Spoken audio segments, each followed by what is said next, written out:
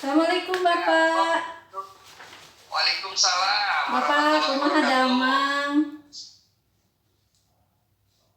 Ya, Hatur mangga-mangga nuhun kumaha? Bapak, hatur nuhun. Bapak hatur nuhun pisan 8 Pak. Bu Iska angkatan Alhamdulillah. 9, iya. Iya, Bapak, siap, iya. siap, mohon. Bapak ini pertanyaannya Pak. Bagaimana Bapak dapat mengidentifikasi kasus-kasus yang merupakan dilema etika atau bujukan moral? Bagaimana Pak? Ya, ketika ada dua kepentingan di dalam satu waktu yang kedua-duanya mempunyai nilai kebenaran, di sanalah kita kadang-kadang menjadi dilematis. Iya. Sementara kita harus dalam kondisi tertentu harus mengakomodir satu dulu. Nah, dua nilai kebenaran itu harus kita pilih. Itulah yang disebut dengan nilai dilematis. Iya. Sementara rujukan moral, kita tahu bahwa kebijakan tersebut memang salah kalau kita lakukan. Namun karena sudah menjadi suatu kebiasaan atau ada secara kultur itu masih memungkinkan, itu masih bisa kita akomodir walaupun dalam suatu regulasi itu tidak diperkenankan. Itulah yang disebut dengan wujudan moral. Nah, seperti itulah yang saya pahami tentang dilema etika dan juga wujudan moral. Selama ini Pak, bagaimana Bapak menjalankan pengambilan keputusan di sekolah Bapak, terutama untuk kasus-kasus di mana ada dua kepentingan yang sama-sama benar atau sama-sama mengandung nilai kebajikan. Bagaimana Bapak mengambil keputusan tersebut di mana dua-duanya itu benar gitu Pak? Betul. Ketika ada dua kepentingan yang harus kita akomodir di dalam satu waktu, satu kesempatan, tetapi kalau kita memungkinkan, kita bisa ambil kedua-duanya, tetapi kalaupun tidak, kita menggunakan skala prioritas. Artinya boleh jadi kedua-duanya kita ambil, tapi dalam waktu yang berbeda. Nah, disinilah kita dituntut agar bawaan kita atau siapapun yang menginginkan untuk diakomodir untuk menyadari disinilah letak dari skala prioritas atau hak-hak prerogatif kepala sekolah. Iya betul ya Pak. Kalau kepala sekolah punya hak prerogatif ya Pak yang Ya, itu betul. ya menentukan keputusan itu merupakan akhirnya itu adalah hak prerogatif dari Bapak Kepala Sekolah. Ya. Nah, Ya. bagaimana Pak langkah-langkah atau prosedur yang biasa Bapak lakukan selama ini dalam pengambilan keputusan itu? Ya, untuk pengambilan keputusan ada yang bersifat harus cepat dan langsung diputuskan, ada yang memang bisa kita tangguhkan. Kalau mengenai terkait dengan kepentingan-kepentingan secara umum, dan kalau kita ambil keputusan itu secara cepat akan menimbulkan suatu riak atau menimbulkan suatu kegelisahan bagi banyak orang, maka kita bisa tangguhkan. Prosedurnya di kami itu biasa melakukan diskusi. Nah, disinilah kita akan mendapatkan sesuatu hasil yang lebih maksimal karena sifatnya demokratis. Walaupun kepala sekolah mempunyai hak prerogatif, namun untuk keputusan-keputusan yang bersifat umum dan berefek kurang bagus kalau diputuskan oleh sendiri, maka prosedurnya kita melalui syuro atau musyawarah. Luar biasa Bapak, sangat menginspirasi gitu ya Bapak itu mulai sebelum memutuskan itu selalu musyawarah dulu ya. Itu merupakan hal yang sangat inspiratif bagi saya gitu ya Pak. Ini Pak, bagaimana ya hal-hal apa saja yang selama ini Bapak anggap efektif dalam pengambilan keputusan pada kasus-kasus dilema etika? Apa yang selama ini Bapak anggap efektif gitu? Misalkan ada satu kasus dilema etika, Ini mungkin yang saya anggap efektif itu seperti apa kalau menurut Bapak?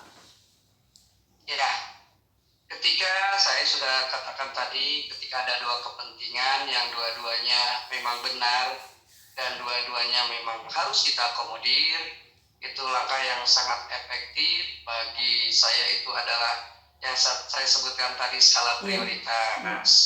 Itu adalah sangat efektif.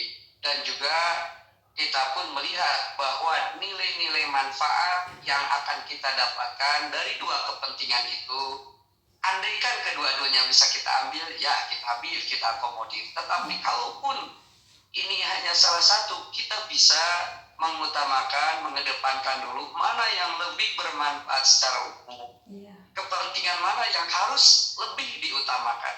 Dan saya mengatakan kepada seluruh yang saya pimpin agar belajar untuk berlegowo atau berlapang dada. iya. Itulah yang biasanya keputusan-keputusan itu kita ambil, dan saya anggap itu adalah sebuah keefektifan dalam sebuah organisasi. Iya, salut sekali sama Bapak. Jadi hal yang efektif itu yang pertama skala prioritas ya Pak ya. Yang kedua mana yang lebih bermanfaat. Yang ketiga jika dua-duanya banyak manfaatnya maka dua-duanya bisa diambil ya Pak ya. Ini Pak, hal-hal apa saja yang selama ini merupakan tantangan dalam pengambilan keputusan pada kasus-kasus dilema etika? Jadi tantangannya apa saja Pak selama ini? Yaitu yang saya sebutkan, tantangan utama itu adalah ketika ego masing-masing yang mempunyai dua kepentingan itu susah kita kendalikan. Ketika kedua-duanya itu egonya meninggi, inilah hal yang paling utama dilakukan kepala sekolah itu setelah bermusyawarah tetap ada deadlock atau ketidakmampuan mengendalikan diri dari yang berkepentingan, maka prerogatif kepala sekolah itu harus, karena bagaimana juga kepala sekolah mempunyai diskresi yang tidak bisa diganggu-gugat. Apa diskresi? Diskresi adalah kebijakan sendiri yang memang itu prerogatif kepala sekolah. Iya. Ya, seperti itu. Iya, betul ya Pak ya. Tantangannya itu ketika ada dua kepentingan yang sama-sama egois ya Pak, itu mungkin tantangan dalam pengambilan keputusan. Yang biasa digunakan untuk rapor, kebetulan di sini ada 12 guru penggerak dan ada 4 PP pengertik. Disitulah kami jadikan itu sebagai tim penjamin mutu sekolah. Nah, dari situ kami selalu dengar pendapat ketika ada permasalahan-permasalahan yang terjadi di sekolah. Nah, ketika diminta pendapat, disitulah kita ambil pendapat-pendapat, lalu kita sharingkan, lalu kita mix, dan jadilah sebuah keputusan. Gitu. Jadi secara langsung gitu Pak, atau misalkan nanti aja diselesaikannya, misalkan dijadwal. Kalau misalkan ada masalah dilema ITK itu. Ya, ada yang bisa langsung di saat itu, waktu itu, di tempat itu. Iya. Ada yang harus ditangguhkan. Gitu. Saya sebutkan juga. Iya. Jadi tidak sama dalam pengambilan keputusan itu, tidak mesti harus sama. Iya. Lihat dulu dari jenis permasalahannya. Iya. Terima kasih Bapak. Dua lagi ya Pak ya. Adakah seseorang atau faktor-faktor apa yang selama ini mempermudah Bapak dalam membantu pengambilan keputusan dalam kasus-kasus dilema etika gitu Pak? Jelas bahwa selain regulasi atau aturan-aturan, juga jangan lupakan bahwa kita di dalam agama Islam ada argumen-argumen atau dalil-dalil yang memudahkan kita untuk mengambil kesimpulan. Salah satu contoh, kullu qaidatun mastasnayat. Setiap aturan pasti ada perkecualian. Disitulah kita mengambil keputusan itu berdasarkan, tidak hanya berdasarkan ro'yu atau pemikiran, tetapi berdasarkan atas rujukan-rujukan dari agama yang kita anut dan juga dari rekan, dari stakeholder juga, apalagi menyangkut banyak orang gitu. Jadi itulah yang membantu kami. Iya. Kebetulan komite juga itu bisa membantu, Wakasek, guru penggerak, PP dan lain-lain. Hal itulah, faktor itulah yang membantu kami untuk memutuskan keputusan-keputusan yang dianggap sulit. Jadi selain Wakasek juga ya Pak, Bapak Ibu guru penggerak, kemudian komite juga ya Pak, mempermudah dalam pengambilan keputusan Ya, Bapak. stakeholder, ada komite. Iya, ada komite ya Pak, iya Ya.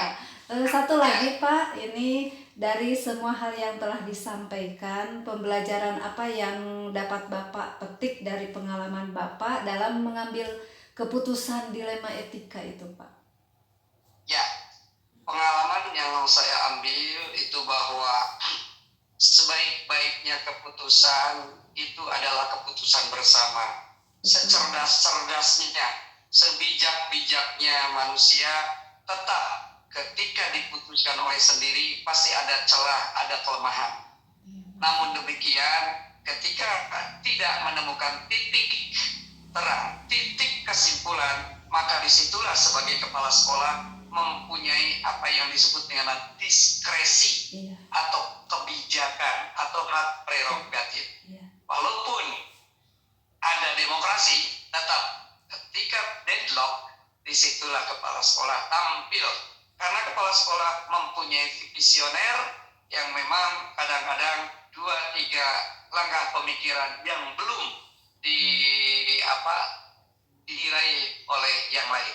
Masya Allah, luar biasa sekali Bapak. Bapak itu sangat inspiratif, sangat smart, dan berpandangannya ke depan gitu, futuristik. Semoga saya juga bisa bisa seperti Bapak gitu ya ke depannya. Bapak itu sangat inspiratif buat saya. Terima kasih ya Bapak sudah mengganggu waktunya. Saya memberikan dulu pesan kepada Ibu Cucu sebagai calon guru penggerak. Jadilah guru penggerak yang curiosity. Curiosity itu adalah yang selalu ingin tahu dan ingin berkembang. Siap, Bapak. Dan think globally but act locally. Siap, Pak. Berpikirlah mendunia, berpikirlah tambahlah wawasan, tetapi karakter tetap karakter lokal. Ya, siap. Sehingga karakter kita bisa membangun dari otak kita. Ya, luar biasa banget Bapak. Bapak terima kasih, sangat berterima kasih. Saya sangat bahagia bisa wawancara dengan Bapak, apalagi kalau secara langsung tapi waktu tidak mengizinkan. Tadinya mau menghubungi Bapak, tapi saya selalu berpikir bahwa Bapak itu sibuk gitu. Saya tidak mau mengganggu kesibukan Bapak. Untuk Bu Cucu dan lain-lain, siap. Ya, saya bantu. Ya, terima kasih Bapak. Mangga Bapak, assalamualaikum.